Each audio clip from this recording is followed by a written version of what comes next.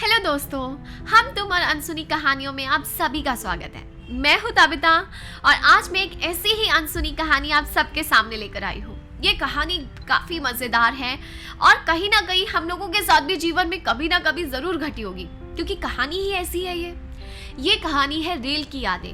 आप लोगों ने भी कभी ना कभी रेल में सफ़र किया होगा और उसके साथ आपकी बहुत मज़ेदार यादें जुड़ी होंगी। वैसी एक यादें मेरे साथ शेयर करी है मेरी ही दोस्त ने, जो लगभग 8 साल पुरानी उसकी बात है, लेकिन उसे वो पल हमेशा याद रहता है। तो वो पल आखिर था क्या? पल कुछ ऐसा था कि जब उसे कानपुर से दिल्ली आना था अपने एग्ज़ाम के लिए, लेकिन ये सफ़र उसे अकेले तय करना था। यानी कि कानपुर से दिल्ली उसे अकेले आना था, क्योंकि घर में ऐसी स्थिति नहीं थी कि कोई उसके साथ आता ये सफ़र में। तो उसने मन में निश्चय किया कि कोई बात नहीं, मैं ये सफ़र अकेले तय करूँगी। मन में निश्चय कर घर से निकलती है, कानपुर रेलवे स्टेशन तक पहुंचती है और फिर देखती है कि वेटिंग चल रही है रेल में। 2 घंटे वेट करना पड़ेगा प्लेटफॉर्म पे। कोई बात नहीं, सर झुकाए प्लेटफॉर्म पर कोने की सीट पर वेट करती है कि किसी तरीके से ये समय कटेगा। उस समय रात के 10 बज रहे थे और 12 बजे की उसकी ट्रेन थी। इधर उधर देखती है तो बहुत सारी भीड़ नजर आती है। वहीं पर एक पास में बैठा लड़का भी नजर आता है जो उसी को देख रहा था। जैसे मेरे चेहरे पर हंसी आई है, वैसे ही आई एम डैम श्योर आपके चेहरे पर भी हंसी आई होगी। लड़के का नाम सुनते ही हंसी आ जाती है ना।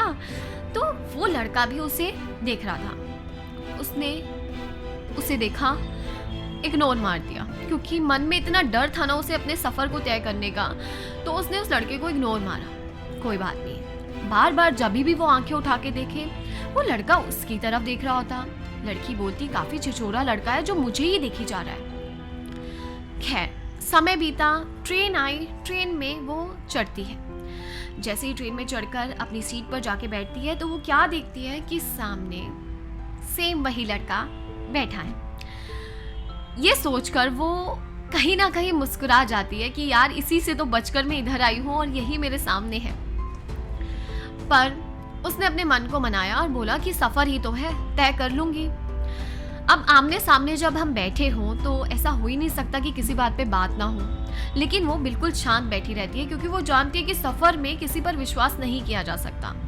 हम लोग भी जब सफ़र में जाते तो इतनी जल्दी किसी पर ट्रस्ट नहीं कर पाते, तो वो भी विश्वास नहीं कर पा रही थी। वहीं पर बैठकर अपनी बुक निकाल के पढ़ने लग जाती है। अब जब पढ़ रही होती है, समय बीतता जाता है, लड़का उसी को देख रहा होता है।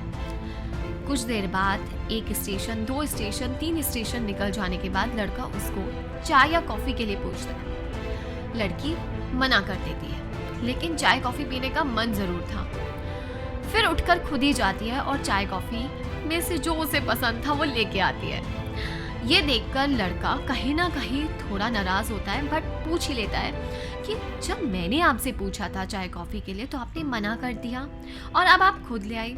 तो वो कहती है कि मैं कैसे आप पर विश्वास कर लूँ, ये मेरा पहला सफ़र है जो मैं तय कर रही हूँ और मैं आप पे विश्वास नहीं कर सकती।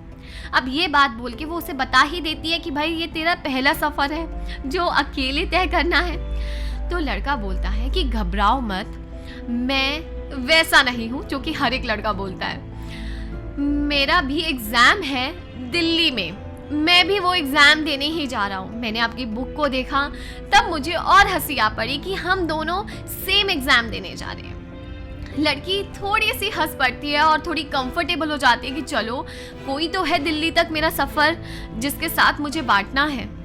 बातें करते करते उसको पता ही नहीं चलता कि दिल्ली कब आ जाता है। इतने घंटे का सफ़र तय करती है, दिल्ली में आती है। दिल्ली में 2-3 घंटे उसे वेट करना था अपने एग्ज़ाम के लिए।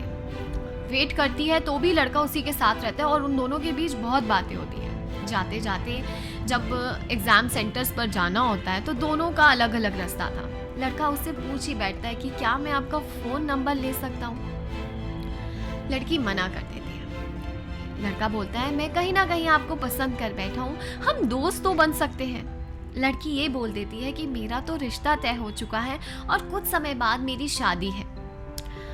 लड़के को ये बात ठीक है कहकर वो निकल पड़ता है, क्योंकि थोड़ी सी अजीब लगती है कि अब शादी तय हो चुकी है तो कुछ कर ही नहीं सकते।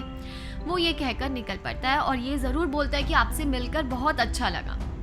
लड़की भी यही चीज़ बोलती है कि आपसे मिलकर बहुत अच्छा लगा, बट अब हमारे रास्ते अलग हैं। और वो निकल जाती है वहाँ से। लेकिन दोस्तों, ना तो लड़की की सगाई हुई होती है, ना ही उसकी कोई शादी पकी हुई होती है, बट वो इस बात को जानती है कि मेरे लिए इस समय पर करियर ज़्यादा इम्पॉर्टेंट है, इसलिए वो उस लड़के को मना कर देती है। और कुछ परिवार की स्थिति ऐसी होती है कि उसे उस लड़के के लिए मना करना पड़ता है, क्योंकि आप जानते ही हो कि कई बार परिवार के आगे हमें झुकना पड़ता है। तो लड़की को पता ही था कि घर वालों की बगैर मर्जी के मैं शादी नहीं कर सकती, इसलिए वो उसे मना कर देती है। और आज भी उसे उस झूठ का कहीं ना कहीं पछतावा है, क्योंकि वो सफ़र में उसने वो यादें उसके साथ जी थी जो उसे आज भी याद आती है। तो दोस्तों, ज़रूर बताना कि आपको ये स्टोरी नेहा की कैसी लगी।